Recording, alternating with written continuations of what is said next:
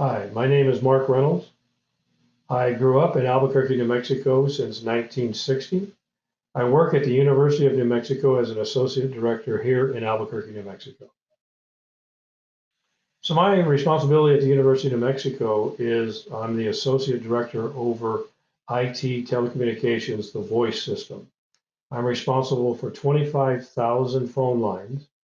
I'm responsible for the emergency system as 911. I'm responsible for all the athletic events. So when a team comes into for football or basketball and that gets transmitted on ESPN or some other type function, my team goes out and makes sure all of that works for the football teams and the basketball team. So my day in and day out, is usually 10-hour days.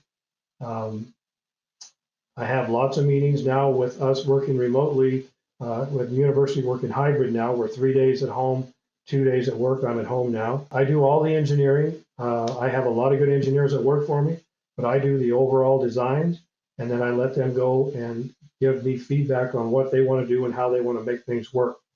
Because of the type of system I'm in, it's very complicated. To design even a call center where somebody dials in, press one for that, press two for that. There's a lot of things that go into that to make that work. Do you need math? Do you need different type of things from high school? English, writing skills? Absolutely.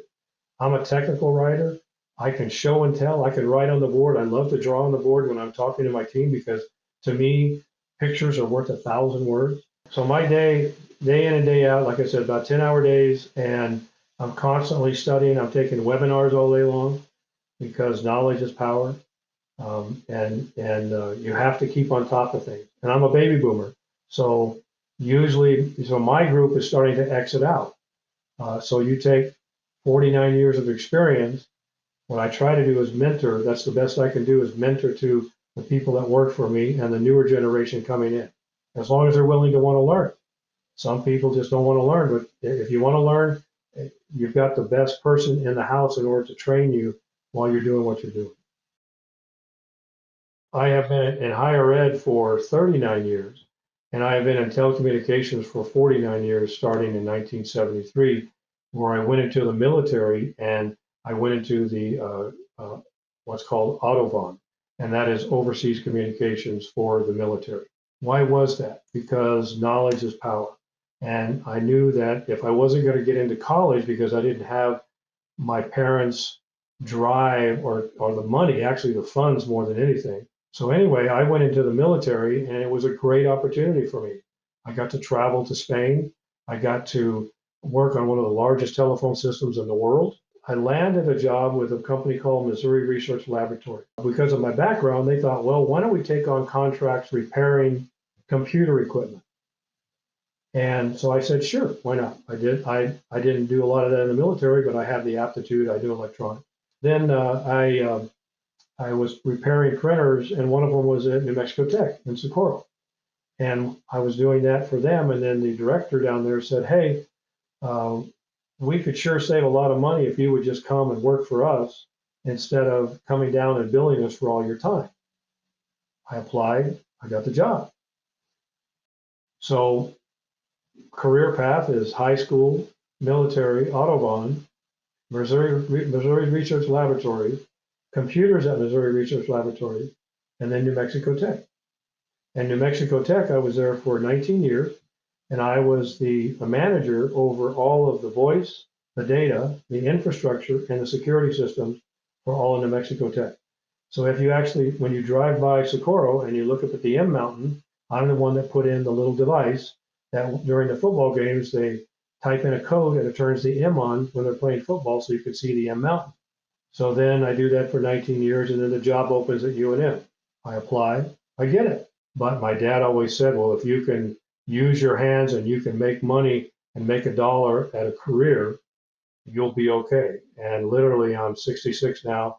I've been working since I was 16, and now I have the status of an engineer at the University of New Mexico working on all voice products. When I was in high school, my grades were okay. They weren't A's and B's, they were C's and D's.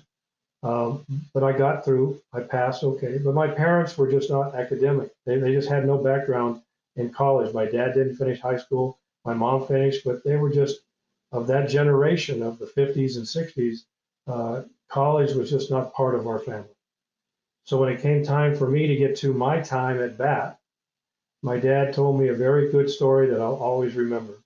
And bless his heart, he's passed away. But he said, Mark, when you turn 18, you have two choices. You're either going to get a job and leave, or you're going to go in the military and leave. So the reminder of that was the second choice was leave. What makes you in any industry is what are you self-driving yourself to be something better? Money doesn't fix everything, and it won't fix everything. You can make a lot of money and still not feel good inside that you've actually accomplished something. When I started in my business in working at New Mexico Tech, or even when I was doing computers, back even when I was doing cabinets at $1.60 an hour, $1.60 an hour is what I was making. Then I was making maybe 10,000 a year. When I was in the military, I was making 16,000 a year. That's it.